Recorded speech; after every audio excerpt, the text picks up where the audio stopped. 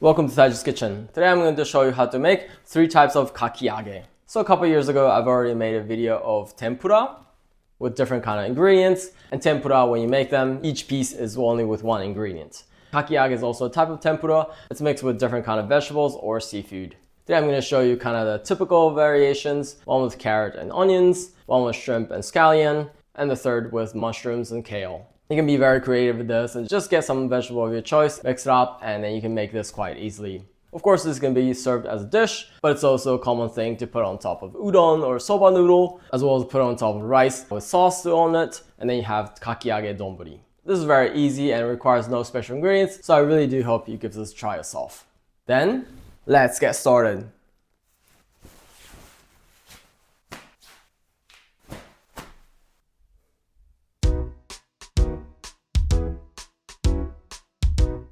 Here are the ingredients for 3 types of kakiage.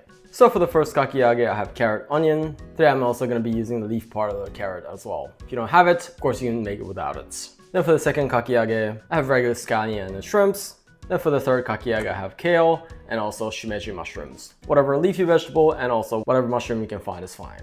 Then for the tempura batter, I have all-purpose flour, an egg, and baking powder. Then seasoning for the sauce, I have dashi powder, soy sauce, and sugar. Then of course, frying oil. Then let's get cooking. Let's first prepare all the vegetables. So I'm going to start with the carrots. Cut off the top. Today I'm just going to use one of them. Get the bottom, and if there are any dark parts, you may want to get rid of them. And this I'm going to slice diagonally. Just like that. And then I'm going to kind of line it up like this. And then cut from the side like this, and then you have these thinner strips. So just like that. And then the onion, probably just getting half of this. Then also cut this into strips. Just like this thin. So just like that. I forgot, but I'm gonna take out these leaf part. So to eat them, you wanna separate these leafy part. And to do that, you can kinda pull down like this. And then you get this, only the leafy part. So just like that. So this I'm gonna kind of roughly cut into pieces like this. Before using this, make sure you wash this thoroughly because they sometimes have dirt on them. So the next thing is prepare the scallion. Top and bottom off. And this I'm gonna slice kind of diagonally. Like this. You don't necessarily have to, but I think they kind of look neat like this. Then that's done for that. And then for the kale, make sure you wash them thoroughly as well. Just gonna separate the leaf part and the stem. And this as well. I'm just gonna kind of cut into strips. Then lastly, the shimeji mushrooms. I'm gonna cut off the bottom. Then just like that. So the next thing is prepare the shrimps. You wanna make sure that there's no intestines left. Cut the top part open like this. Oh yeah, this is fine. Because the intestines are still left, then it'll just totally ruin the flavor. If you have a bigger shrimp, then you might want to cut into 2 or 3 pieces, so it'll be easier to be mixed later.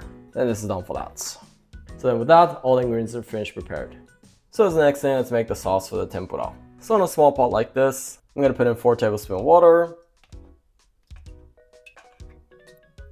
1 tablespoon of soy sauce, 1 teaspoon of sugar, and then half teaspoon or half package of this dashi powder. I'm going to turn the heat to medium and dissolve the sugar. So once this comes to a boil, this is finished, and we're going to heat it up one more time at the end. That is the next thing. I'm going to measure and mix flour and the baking powder. So I'm going to first measure about 200 grams of flour, which is about 8 tablespoons. Then for that, about half teaspoon of baking powder. So just about. So to make a smooth batter, I'm going to sift through this. So just like that. As the next thing, I'm going to make the egg mixture. So in a small bowl, I'm going to crack in the egg. Then here, I'm gonna put in about 200 milliliter of water, which is a little less than a cup. Then I'm gonna mix this up. So, and then in this, I'm gonna mix in half of this flour. And then I'm gonna mix this very lightly, not too much. You don't wanna mix it too much. You don't wanna form the gluten. So you're just gonna roughly like this. It's okay that there's a little bit of clumps left. Then this is good. So then to these ingredients, I'm gonna mix in the flour. So in a bigger bowl, I'm gonna put in the vegetables. I'm just gonna mix it roughly like this. Then here I'm gonna put in a little of the flour. For this amount, about a tablespoon. Then just gonna roughly mix it up and coat the vegetable with the flour. So just like that. And next, add in the shrimp. Also, I'm gonna put it in a small bowl. And then also in here, I'm gonna mix in the flour.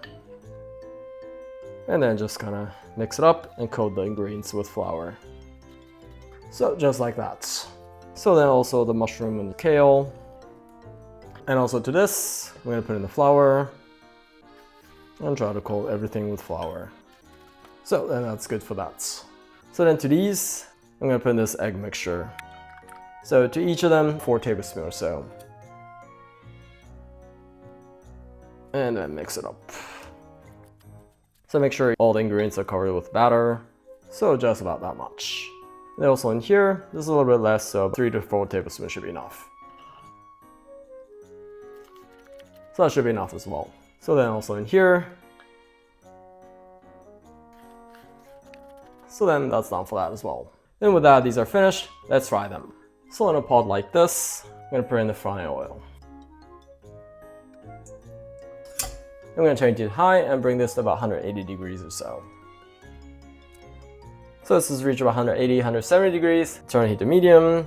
In making kakiage, there's a technique using a ladle like this. And what you wanna do is you put it here, just like this. And then what you wanna do is you wanna put it directly here, like this. And then try to maintain that shape, just like this. So then after a couple minutes of frying, I'm gonna flip to the other side. So then after frying for about 4 to 5 minutes or so, then this should be enough. And take it out. So then that's done for that. Let's make the one with the shrimp and the scallion.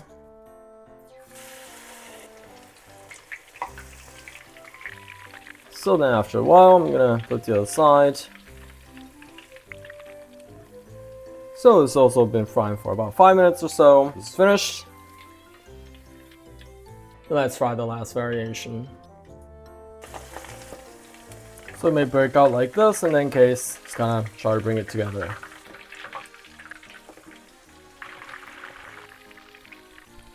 So this has been also cooked for about 4 or 5 minutes. This is good. Then that's done for that. Let's put it on a plate. When serving tempura, we usually use a kitchen paper like this and then fold it like this. So it just kind of looks nice. Then this is done for that. So before we eat, I'm gonna heat up the sauce one more time. So once it's warmed up, this is finished. Then let's serve. Then this is finished. Let's eat.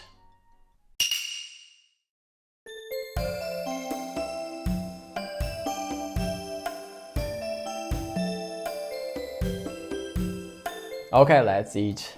Itadakimasu. I'm gonna dip in the sauce like this a little bit. Itadakimasu.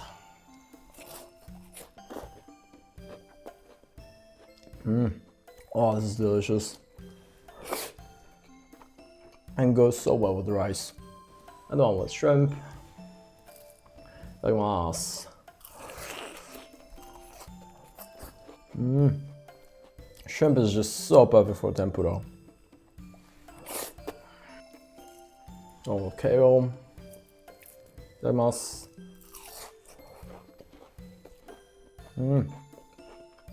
So even though kale is a Western vegetable, it actually goes really well as tempura.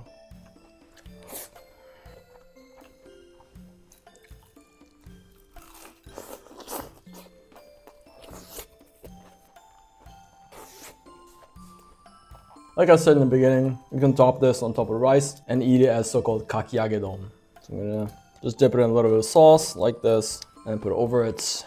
They have kakiage don.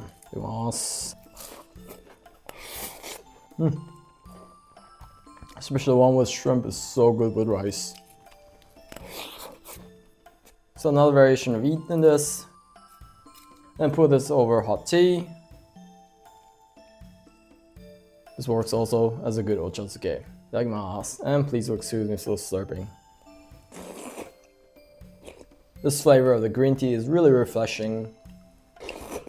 This is also really good. Oh, that was so delicious.